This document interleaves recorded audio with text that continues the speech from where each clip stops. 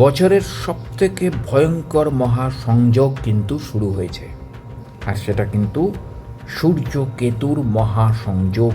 কারণ তারা শুধু দুজনে এক রাশিতে অবস্থান করছে না, তারা এক নক্ষত্রে গাদাগাদি করে ঢুকে অবস্থান করছে। এবং শুরুতেই আমরা তারাপীঠে যেটা দেখলাম, বা আমরা অন্যত্র যে দুর্ঘটনাগুলো দেখলাম, সেই সংকেত যে কতটা ভয়ঙ্কর সেটা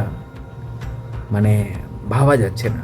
কারণ দেখুন, সূর্য কেতু এই দুজনের অবস্থানটা না দুটো ডিফারেন্ট জনার।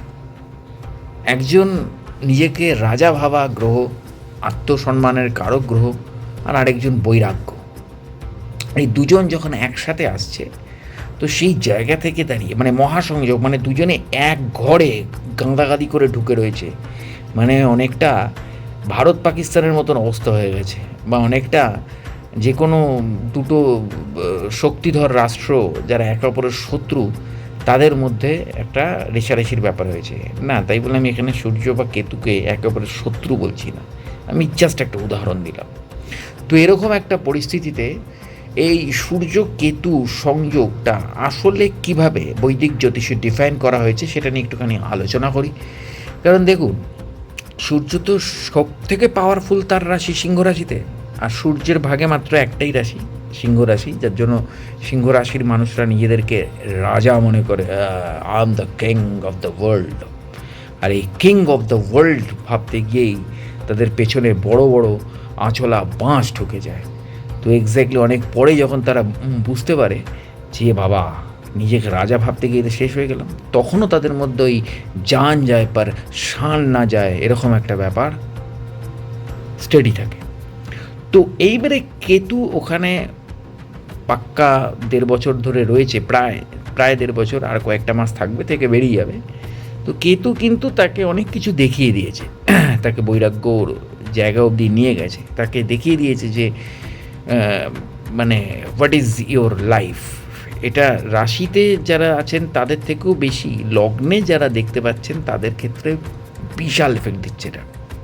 যাই হোক, তো সূর্য তার নিজের রাশি সিংহ রাশিতে 17ই আগস্ট ঢুকে গেছে, আমরা জানি। সেখানে ছায়াগ্রহ কেতু আগে থেকেই অবস্থান করছে, এবং সিংহ রাশিতেই 2 গ্রহের একই রাশিতে অবস্থানকেই বলা হচ্ছে সূর্য কেতু সংযোগ, যাকে গ্রহণযোগও বলা হয়। কারণ আমরা জানি গ্রহণযোগ দুটো, একটা হচ্ছে রাহু সূর্য, কেতু সূর্য, এবং চন্দ্র রাহু এবং কেতু চন্দ্র।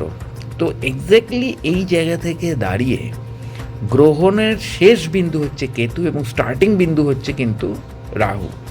তো সেই কারণে সূর্যকেতু যোগকেও কিন্তু গ্রহণযোগই বলা হয়, এবং তারা মহানক্ষত্র অর্থাৎ কেতুর নক্ষত্রেই অবস্থান করছে। তো এবারের সংযোগটা এই কারণে আরও বেশি বিশেষ। সূর্য তার নিজের ঘরে সবচেয়ে শক্তিশালী, কিন্তু কেতুর সঙ্গে থাকায় তার ফল যাবে পাল্টে। সূর্য যেহেতু আত্মবিশ্বাস, পিতা, নেতৃত্ব, সরকার এবং প্রশাসন থেকে পাওয়া সুযোগ সুবিধার কারক, এবং উল্টো দিক থেকে হলো কেতু বৈরাগ্য, আধ্যাত্মিক যুক্তি, গবেষণা, বিচ্ছিন্নতা ও মোক্ষের কারক। তাহলে একটা গ্রহের বস্তুর দিকে টান, আরেকজন বস্তুর থেকে বিচ্ছিন্ন করার প্রবণতা, অর্থাৎ সূর্য আর কেতু কেমন দড়ি টানাটানি ভাবুন। যেটা আমি প্রথমে বলছিলাম, দুজনের শত্রু না হলেও উত্তর মেরু দক্ষিণ মেরুর মতন দুজনের অবস্থান। একজন আপনাকে সূর্য মানেই হচ্ছে সে আপনাকে আসক্ত করবে, আর কেতু আপনাকে বৈরাগ্য দেবে। তো এক্স্যাক্টলি এর প্রভাবে আত্মবিশ্বাস, হঠাৎ ওঠানামা, সিদ্ধান্ত নিতে দ্বিধা, এবং বাবার সঙ্গে মতের অমিল তো দেখা দেবেই। আবার অন্যদিকে সৃজনশীলতা বাড়বে, সরকারি কাজে লাভ হওয়ার একটা সামান্য, এটা যার যার জন্মছক যেরকম আছে। কারণ অন্যান্য বছর এই সময়ে যে প্রভাবটা আপনারা পান, এবছর এই প্রভাবটা পাবেন না, গত বছরও পাননি। তো গত বছর তবু এতটা হয়নি, কারণ এবার মহা নক্ষত্রেই রয়েছে কেতু, যেহেতু নিজের নক্ষত্রে কেতু বসে রয়েছে, সেহেতু মহা পাওয়ারে রয়েছে কেতু, এবং সেখানে সূর্য ঢুকছে। তো গত বছর তো অন্য অ্যাঙ্গেল থেকে ঢুকেছিল, অন্য নক্ষত্র একটা কেতু ছিল, তো সেখানে আপনার সাপোর্টটা ছিল। তো সেই জায়গা থেকে দাঁড়িয়ে আধ্যাত্মিকতার দিকে মন একটু ঝুঁকে যাবে, এবং 17ই আগস্ট থেকে 16ই সেপ্টেম্বর অর্থাৎ পাক্কা 1 মাস থাকবে। তো এখানে প্রত্যেকটা রাশিতে কম বেশি যে প্রভাবটা আসবে, মেষ থেকে মেষে আসবে সাহস, জেদ বাড়বে, অপ্রত্যাশিত অর্থপ্রাপ্তির যোগ থাকবে মেষের, বাবা বা পৈতৃক সূত্রে লাভ হতে পারে। বৃষ রাশির বা লগ্নের খরচ বাড়বে, কিন্তু আটকে থাকা টাকা উদ্ধার হবে। স্বাস্থ্য নিয়ে একটু সচেতন থাকতে হবে, বিশেষ করে চোখ ও মাথা নিয়ে ভুগতে পারেন। মিথুন রাশির ভাগ্যের পূর্ণ সমর্থন পাবেন, কর্মক্ষেত্রে নতুন সংযোগ আসবে, সরকারি চাকরি বা সরকারি কাজে সাফল্যের সম্ভাবনা প্রবল দেখা যাচ্ছে। কর্কট কিন্তু সমস্যার, কর্কটের মানসিক অস্থিরতা বাড়বে, মায়ের স্বাস্থ্য বা বাড়ির পরিবেশ নিয়ে চিন্তা থাকবে, গোপন শত্রু থেকে কিন্তু সাবধান থাকুন। বারবার বলছি, কর্কট লগ্ন কর্কট রাশি উভয়ের ক্ষেত্রেই। সিংহ রাশি বা লগ্নের ক্ষেত্রে যোগটা এই রাশিতেই যেহেতু ঘটছে এবং লগ্নের ক্ষেত্রে লগ্নতেই যেহেতু ঘটছে, তাই প্রভাব সবচেয়ে বেশি যা থাকবে যাত্রা, প্রভাবশালী ব্যক্তিদের সঙ্গে যোগাযোগ হবে, চাকরি এবং আর্থিক দুশ্চিন্তা একটু হলেও কমবে, কিন্তু অহংকার এড়িয়ে না চললে আর নিজের আস্ফালন বা নিজের সুখ ভোগের জায়গাটা না থাকলে, বা নিজের যদি অত্যধিক আকাঙ্ক্ষা, মানে আমি লাখ লাখ টাকা কামাবো মাসে, এই আকাঙ্ক্ষা যদি না পরিহার করেন, তাহলে কিন্তু কোনো কিছুই পাবেন না। যত চাইবেন তত সেই চাহিদাগুলো কেতু আপনার থেকে দূরে নিয়ে চলে যাবে, কিন্তু চাইবেন না। কেতু প্লিজ যেটাতে হয় সেগুলো করুন, অর্থাৎ দান, খয়রাতি এগুলো, বা বৃদ্ধ বিধবাদেরকে রক্ষা করা, অন্ধ মানুষকে রক্ষা করা, বেড়াল কুকুর এদেরকে রক্ষা করা রাস্তার।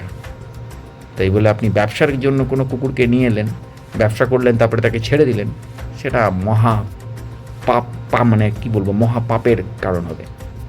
রাস্তার কুকুর বেড়ালকে সেবা করা, অন্ধ ভিখারিদেরকে সেবা করা, বা অন্ধ দুস্থ মানুষকে সেবা করা, বা অন্ধ বৃদ্ধ বিধবাদেরকে সেবা করাটা আপনার জন্য এই সময় পারফেক্ট হবে, কারণ আপনার ঘরেই সবটা হচ্ছে। কন্যার ক্ষেত্রে ব্যয়স্থানে এই যোগ, তাই খরচ ও হাসপাতাল সংক্রান্ত ব্যয় হতে পারে, বিদেশ যাত্রার যোগ আছে, ধ্যান জপে শান্তি পাবেন। তুলার ক্ষেত্রে আয় ও ব্যবসায় লাভ, ব্যবসা বাড়বে, দূরের যাত্রা এবং বিদেশি ব্যবসার সুযোগ আসতে পারে, সামাজিক সম্মান বাড়বে। বৃশ্চিকের ক্ষেত্রে বৃশ্চিকের ক্ষেত্রে কর্মস্থান এবং অর্থ স্থিতিশীল থাকবে, মানসিক শান্তি বজায় থাকবে এবং ভাগ্যের জোরে আটকে থাকা কাজ মিটে যাবে।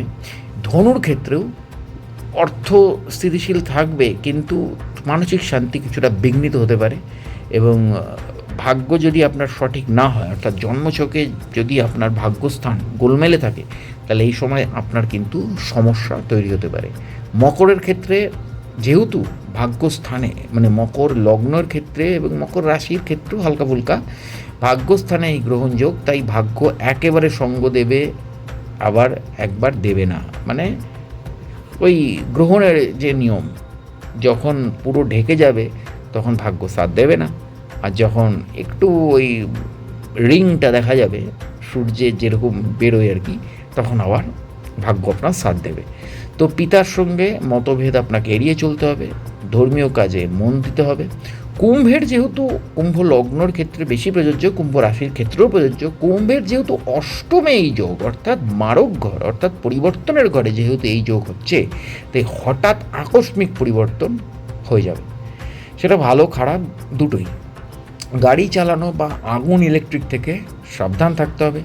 গবেষণা এবং গুপ্তবিদ্যায় কিন্তু আগ্রহ চূড়ান্তভাবে বাড়বে।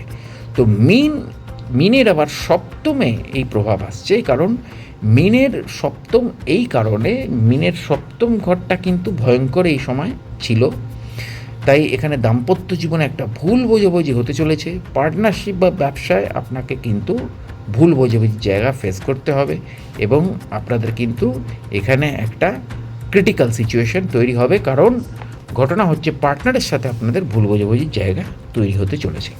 তো সেই জায়গা থেকে দাঁড়িয়ে ভুল বোঝাবুঝিগুলো নিরসন করুন, এবং সব সময় নিজেদের মধ্যে আলোচনা করুন। বাকি আরও বিস্তারিত নিয়ে আসছি, জুড়ে থাকুন আমার চ্যানেল এবং পেজের সাথে। দেখা হচ্ছে পরের ভিডিওতে। নমস্কার।